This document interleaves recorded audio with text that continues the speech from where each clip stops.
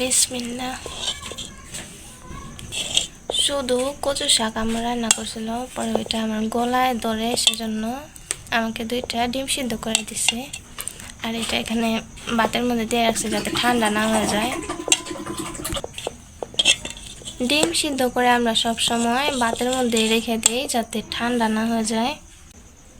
এমনিতে মজা হয়েছে, আমার শুধু একটু গলায় ধরে।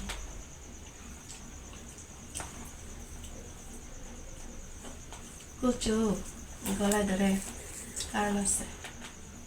কি কারণ? একটা টাকা যে সেলা ছিল না, যেটি রোদে থাকে ওটি গলায় কম ধরে, আবার কোনোটা ধরে নেই।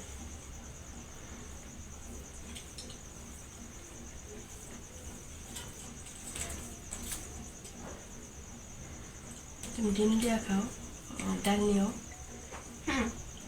না খালি চলবো।